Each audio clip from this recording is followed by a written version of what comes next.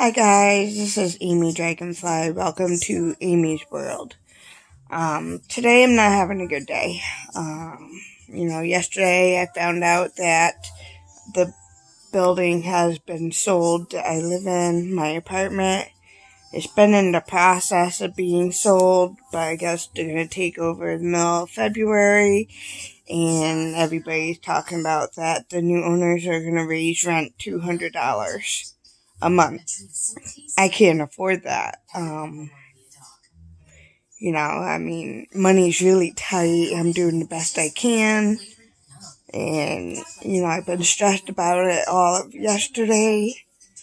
And, I changed my life to come to Florida. I'm a domestic abuse survivor, bipolar. I'm hearing impaired. I'm disabled because of the bipolar. So I'm really, really upset that I might have to leave Florida and go back home. I'm going to do everything I can to stay down here, because I've got healthy down here, not in New York. So I've been stressed about it all day yesterday. I tried talking to the landlord, my current landlord, and she's like, well, it's out of her hands. When she sold, she's like, maybe the new owners can help you find a place. That means rent is definitely getting raised in all the apartments. I have an efficiency apartment. The new ones, after being redone, are being rented out for $900. I pay $695. I cannot afford anything else. And I live 3 blocks from the beach, and that means my entire life is going to change. And the only place I can afford to live is in a city right across the bridge, and it's not such a good area. A lot of drugs, a lot of, stuff going on in the streets that I want no part of. I'm sure many of you with bipolar can relate. I can't live with other people. My moods can be unstable at times. And, I know the last few videos, they've been pretty stable. But, I can feel it. I can feel the down wave starting. And there's nothing I can do about it. And then I hope I'm not going through this down wave in the process of dealing with all this. It's a lot. Sometimes it takes something like that to trigger me. I called my doctor last week to refill some prescriptions because I was going to be out. They never called it in. I called yesterday because I took my last dose of trazodone Sunday night, and I told her I need that. They never called it in. So I missed last night's dose, and I did not sleep, so I'm tired. And so I called back again, and I told her I cannot miss another dose. I don't know if it's just coincidence, me not being able to deal as well today because I missed a dose. I don't know. I don't have answers, I've told you guys that before, just my experiences. And I'm not sure if I missed one dose of trazodone, if that's why I feel down today, or if it's situational. I have no idea. So, yeah, this is what I'm going through right now. It's not all good. But, I was going to do my hair and makeup before this video, but, like I've told you guys before, I just want it raw. I want you guys to see everything that I'm feeling as I'm feeling it. If I look good, I feel good. If I don't feel good, I don't look as good. And I try to fake it till you make it. So I will get in the shower in a little bit, do my hair, do my makeup, and go to work and pretend everything is okay. Because that's what I do best. I fight to be comfortable being alone. I love being alone now. I do things by myself. I stop relying on other people. But, even people who finally love themselves and love being alone, it has their limits. I'm just now starting to get lonely. But I think because I'm going through a stressful situation, it would be nice to have a partner next to me going through it with me. So I'm really feeling that right now. I was outside getting some fresh air last night, and this is all my neighbors have been talking about all day. And still, last night, one of my neighbors is still going on and on. And I said, listen, I've been stressed about this all day. I said, I can't talk about it anymore.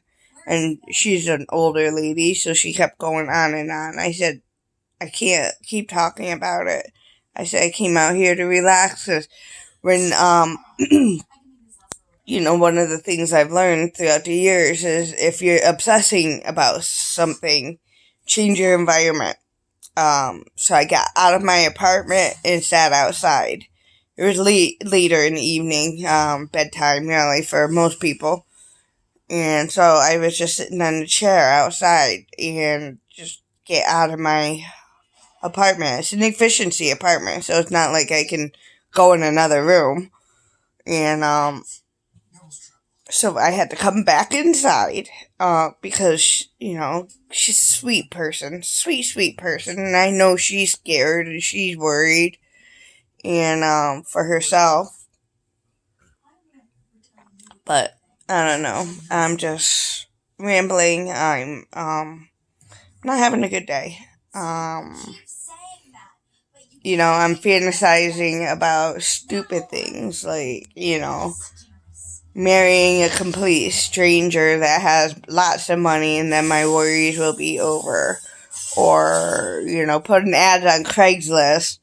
I want to marry a rich man. It's just stupid, crazy stuff that is going through my mind, Maybe I could do stuff online that's not totally myself to make some extra money.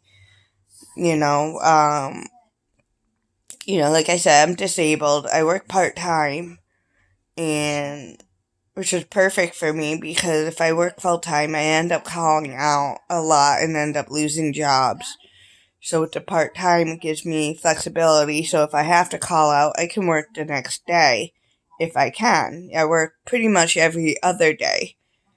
I'm tired. I'm tired of struggling with money. I'm tired of struggling with life. I know, beach life is excellent. I need to get back to the beach, to get back to my peace. I haven't been to the beach since I've been to Sarasota. I don't know why. I just been holing up in my house.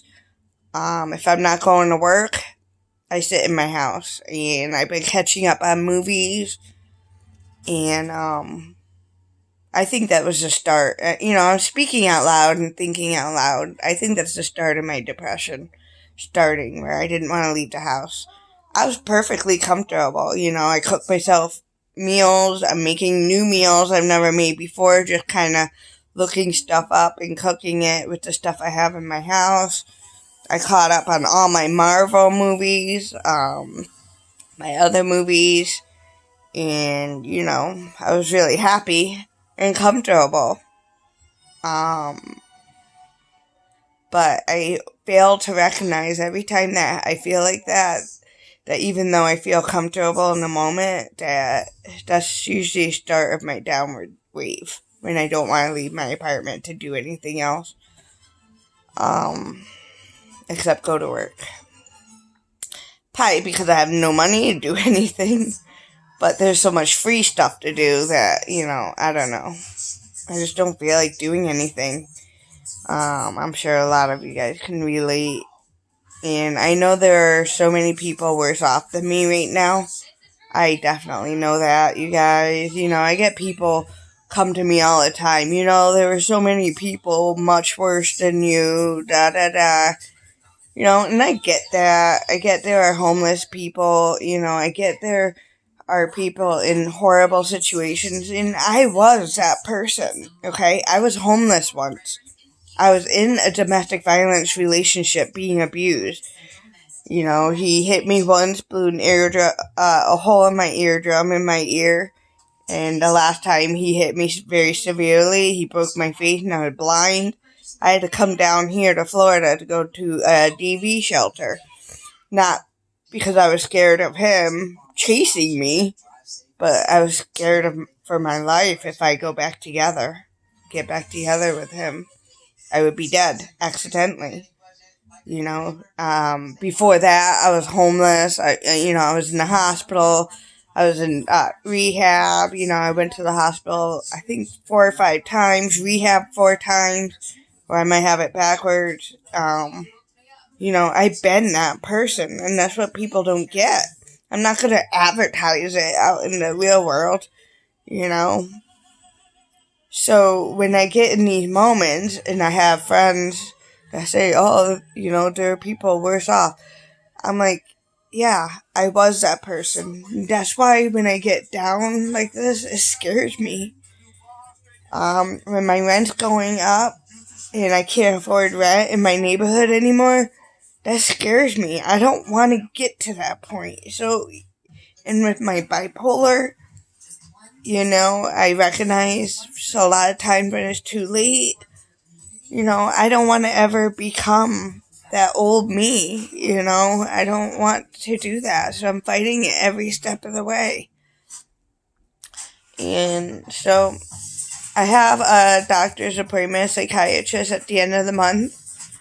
You know, so I'm just hanging on. That's in a few weeks. I'm just hanging on till then. Hopefully my medicine will be called tonight. So, I don't know.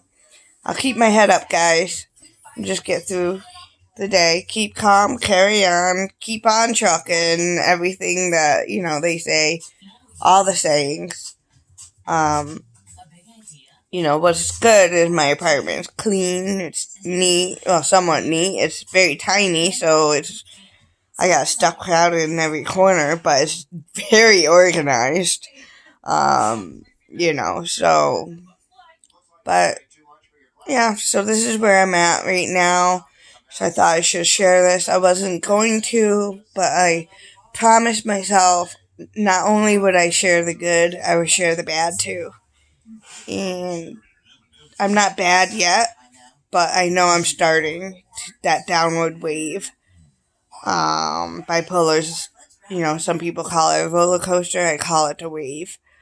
You know, the ocean waves sometimes, you know, they come in quick, high, and violent. Or sometimes they come in slowly and calm, you know, and that, to me, and it's different every day. And to me, that reminds me of bipolar. I call it the waves. And I feel like, you know, the waves starting to crash down on me. But I'm going to get through it. I always do. And, you know. So, thank you guys for listening. This is Amy's World. Have a great day.